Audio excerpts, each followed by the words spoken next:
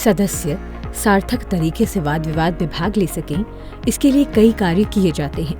इसी क्रम में सदन में आधिकारिक तथ्य और सूचना प्रदान करने के लिए पत्र सभा पटल पर रखे जाते हैं। सभा पटल पर रखे जाने वाले पत्र विभिन्न प्रावधानों और नियमों से जुड़े होते हैं। ये संविधान के विशिष्ट प्रावधान, विभिन्न केंद्रीय कानून और प्रक्रिया के नियम, अध्यक्ष की ओर से समय समय पर जारी संसदीय समितियों की सिफारिशों के अनुसरण और उसके संबंध में स्थापित प्रथाओं और परंपराओं के संबंध में होते हैं। एक बार जब कोई पत्र सभा पटल पर रख दिया जाता है तो ये सदन का स्थायी रिकॉर्ड और एक सार्वजनिक दस्तावेज बन जाता है, जो सदस्यों के निरीक्षण और उपयोग के लिए उपलब्ध होता है। इस विषय में अगर कार्यक्षेत्र की बात की जाए तो सभा पटल पर सरकार की ओर से मंत्री ही दस्तावेज रखते हैं। अगर कोई गैर सरकारी सदस्य यानी कि मंत्री के अलावा कोई अन्य सदस्य दस्तावेज को पटल पर रखते हैं तो इसके लिए अध्यक्ष की पूर्व अनुमति अनिवार्य है। सदस्यों को ऐसे कागज या दस्तावेज की एक प्रति पहले ही अध्यक्ष को देनी होती है ताकि वो ये निर्णय ले सकें कि अनुमति दी जा सकती है या नहीं।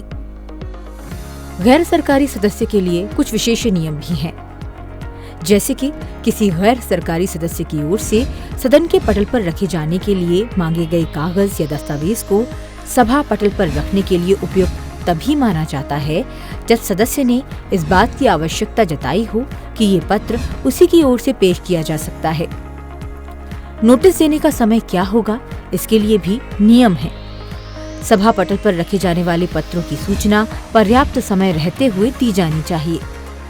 अग्रिम रूप से दी जाने वाली ये जानकारी पेश किए जाने वाले दिन सुबह 10 बजे तक दी जा सकती है। अगर कोई सदस्य इसके बाद सदन की कार्यवाही के दौरान कोई पत्र बिना पूर्व सूचना के रखता है तो उसे सदन पर रखे जाने वाले पत्रों की सूची में शामिल नहीं किया जाता है। इस प्रकार से सदस्य की ओर से सौंपे गए दस्तावेज की जांच अध्यक्ष की ओर से समय समय पर दिए गए निर्देशों और निर्णयों के आधार पर बने मानकों के आधार पर होती है।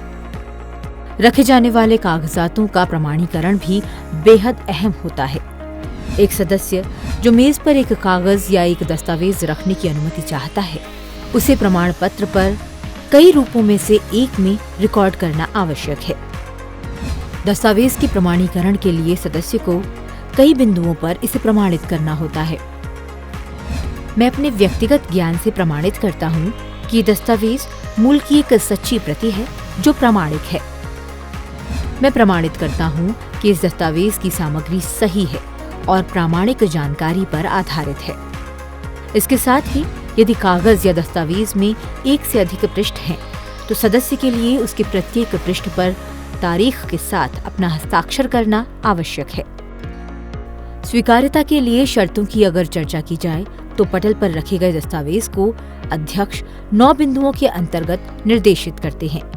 उसे सभा पटल पर रखे जाने की मांग, उठाया गया मामला सदन के कार्य से संबंधित हो, दस्तावेज सदस्य की ओर से दिए गए बयान की पुष्टि नहीं करता हो, दस्तावेज सदस्य की ओर से तैयार किए गए आंकड़ों का विवरण या प्रामाणिकता की पुष्टि नहीं करता, दस्तावेज मूल नहीं था बल्कि केवल एक प्रति थी जिसकी प्रामाणिकता सत्यापित नहीं की जा सकती थी, दस्तावेज आसानी से संदर्भ के लिए उपलब्ध था।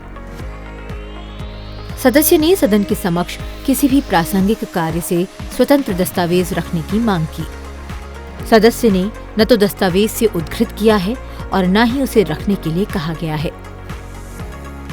गुप्त सरकारी दस्तावेज भी इसमें अहम होते हैं। दरअसल किसी भी गुप्त सरकारी दस्तावेज को सदन के पटल पर रखने के संबंध में अनुमति देने या न देने का विशेषाधिकार अध्यक्ष के पास होता है। उनके फैसले पर सवाल नहीं उठाया जा सकता है। सदन में ये कार्य विशेष अनुमति से ही संभव है। मंत्रियों के विपरीत यदि अध्यक्ष द्वारा अनुमति दी जाती है तो सदस्यों को औपचारिक रूप से सदन में खड़े होने और सदन के पटल पर कागज या दस्तावेज रखने की आवश्यकता नहीं होती है। अगर कोई सदस्य दस्तावेज सभा पटल पर रखते हैं तो उन्हें बुलेटिन भाग 1 में रखा जाता है।